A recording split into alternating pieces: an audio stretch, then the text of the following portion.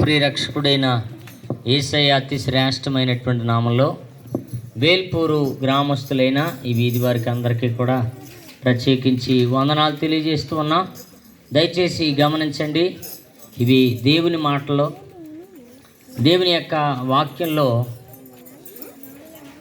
దేవుని మాటలు ఎంతో మనకు మేలు చేస్తాయి. ఆ మాటల ద్వారా మనం ఎంతో మేలు పొందొచ్చండి.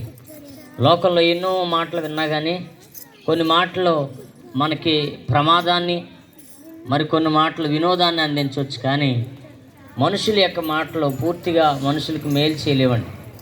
దేవుని యొక్క మాట ఎల్లప్పుడూ మేలు కలిగించేది. అయితే బైబిల్ గ్రంథంలో ఒక చక్కటి వృత్తాంతాన్ని మీకు పరిచయం చేస్తాను. యేసుక్రీస్తు అనగా సాక్షాత్ ఈ లోకాన్ని సృష్టించినటువంటి సృష్టికర్త అయినటువంటి దేవుడు ఈ లోకంలో సంచరిస్తున్నప్పుడు అండి, ఎరుకో అనేటువంటి ప్రాంతానికి ఆయన రావటం జరిగింది. ఎరుకో అనేటువంటి ప్రాంతంలో ఆయన ప్రవేశించక ముందు పొలిమేరల్లో ఉన్నాడు. పొలిమేరల్లో ఉన్నప్పుడు అండి, గుడ్డి భిక్షకుడైనటువంటి ఒక వ్యక్తి, అతడు కళ్ళు లేక కంటి చూపు కనిపించక చిన్నప్పటి నుంచి అదే స్థితిలో ఉండి పొలిమేరల్లో అడుక్కుంటూ బ్రతుకుతూ ఉన్నాడు. అలాంటి సమయంలో ఒక గొప్ప సమూహం ఇప్పుడు వచ్చినట్లుగా ఒక గొప్ప జనాంగం బయలుదేరి వస్తూ ఉంటుంటే ఆ చప్పుడు విని వాడు అడుగుతూ ఉన్నాడు పక్కవారిని, అయ్యా ఎవరో ఈ ప్రాంతం గుండా వస్తున్నారు, ఏంటి ఈ చప్పుడు అని అంటే ఎవరో చెప్పారు, యేసుక్రీస్తు ఆయన మనుషుల్ని బాగు చేసేవాడు, చాలామందిని ఆయన ఎంతగానో స్వస్థపరిచాడు, పైగా ఆయన ఈ లోకాన్ని రక్షించడానికి, లోకంలో ఉన్నటువంటి పాప ప్రాయశ్చిత్తం కొరకు తన ప్రాణాన్ని పెట్టడానికి వచ్చాడనేటువంటి మాట వినగానే అతనికి విశ్వాసం కలిగింది. ఎందుకనంటే ఈ గుడ్డివాడికి అప్పుడే కాకుండా ముందు ఎన్నోసార్లు ఈయన కోసం విన్నాడు. ఆయన ఎంతోమందిని బాగు చేశాడు, గుడ్డివాడికి కళ్ళు ఇచ్చాడు, నోరు లేనటువంటి వారికి నోరు తెరిచాడు, చనిపోయిన వారిని సైతం కూడా ఆయన లేవనెత్తాడనేటువంటి మాట అతనిలో విశ్వాసాన్ని కలిగించండి.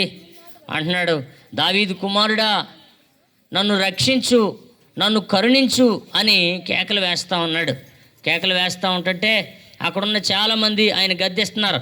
ఏమని తెలుసా, ఒరే గుడ్డివాడా అలా ఉండు, ఎందుకు అలా కేకలు పెడతావు, ఆయన వెళ్ళిపోతున్నాడు కదా, ఎందుకు డిస్టర్బ్ చేస్తున్నావు, ఎందుకు అంత గావు కేకలు వేస్తున్నావు అని ఆయన ఎంత వారించాలని చూసినా కానీ ఆయన మరింత ఎక్కువ గట్టిగా కేకలు వేస్తూ దేవుని గూర్చి అయ్యా నన్ను కరుణించు అని అనగానే యేసుక్రీస్తు వారు సడన్గా నిలిచండి, అతన్ని నా దగ్గరికి తీసుకుని రండి అన్నాడు. దగ్గరికి తీసుకుని రాగానే యేసుక్రీస్తు వారు అతనికి నా నుంచి నీకేం కావాలి అని అడిగితే, అయ్యా నేను చూపు పొందాలనుకుంటున్నాను, అయ్యా నన్ను కరుణించయ్యా అని అనగానే వెంటనే నీవు చూపు పొందు అని చెప్పగానే అద్భుతమైన రీతిలో అప్పటి వరకు గుడ్డివాడుగా ఉన్నటువంటి ఆ వ్యక్తి చూడటం ప్రారంభించాడు. కాబట్టి దేవుని యొక్క మాటకు ఉన్నటువంటి శక్తి చాలా గొప్పదండి. దేవుడు ఏమీ చేయలేదు, కేవలం ఒక మాట ద్వారా అతన్ని బాగు చేశాడు. ఈరోజు చాలామంది ఏమండి ఆయా మాటలు విని హృదయాల నిండా కలవరంతోనూ భయంతోనూ ఆందోళనతోనూ ఉంటా ఉన్నారు. కాబట్టి దేవుని యొక్క మాట మనుషుల్ని ఆదరిస్తుందండి. దేవుని యొక్క మాట ఎంతోమంది జీవితాలని బాగు చేస్తుందండి. చూడండి, ఆ గుడ్డి భిక్షకుడు ఆ సమస్యతో బయటపడాలని అతడు దేవుణ్ణి అడిగినప్పుడు అద్భుతంగా తన మాట ద్వారా బాగు చేశాడు. ఈరోజు ఎలాంటి పరిస్థితుల్లో ఉన్నా, మనం ఎలాంటి స్థితిగతుల్లో మన జీవితాలు కొనసాగుతున్నా కానీ దేవుడు తప్పకుండా ఆయనకి మనం చెప్పుకోగలిగితే మనల్ని ఆయన బాగు చేస్తాడండి. మీరున్న పరిస్థితుల్లో నుంచి, మీరున్న అప్పుల బాధల్లో నుంచి, మీకున్న కష్టాల్లో నుంచి, మీకున్న రోగాల్లో నుంచి, మీకున్నటువంటి ఆయా ఇబ్బందుల నుంచి ఈ దేవుడు తప్పిస్తాడు. అంతేకాకుండా మన ఆత్మ నరకపాలు కాకుండా, ఆ భయంకరమైనటువంటి ఆ పాతాళానికి మన ఆత్మ చెడిపోకుండా చూడండి, దేవుడు మనుషుల కొరకు 2024 సంవత్సరాల క్రితం మానవుల నిమిత్తం, మానవుల యొక్క పాప ప్రాయశ్చిత్త నిమిత్తం ఆయన తన ప్రాణాన్ని పెట్టాడు. కాబట్టి ఆయన యందు విశ్వాసం ఉంచండి. ఆయన యందు విశ్వాసం ఉంచిన వారందరూ కూడా కలవరపడ్డని దేవుని వాక్యం సెలవిస్తూ ఉంది. అట్టి కృప దేవుడు మీకు అందరికీ దయచేయునుగాక. ప్రార్థన చేసుకుందాం. మహాపరిశుద్ధుడు అయిన తండ్రి, మహోన్నతుడా, సర్వోన్నతుడా, సర్వశక్తిమంతుడు అయిన మా తండ్రి, మీ ఘనమైన నామానికి స్తోత్రాలు, స్తుతులు, వందనాలు ప్రభువా. ఇదిగో నాయన, ఈ యొక్క గ్రామాన్ని, ఈ ప్రాంతాన్ని ప్రేమించి మరొకసారి ఈ రీతిగా నాయన నీ నామం పేరట ప్రభువా మీ మాటలు ప్రకటించడానికి ప్రభువా ఈ రీతిగా నాయన ఆయా స్థలాల నుంచి నాయన మమ్మల్ని నడిపించిన విధానం బట్టి మీ స్తోత్రాలు, స్తుతులు, వందనాలు నాయన. ఇదిగో ప్రభువా, ఇంతవరకు కూడా ప్రకటించిన ప్రతి మాటలో కూడా ఉన్న సత్యాన్ని గ్రహించినట్లుగా ప్రతి ఒక్క హృదయాన్ని తెరవండి దేవా.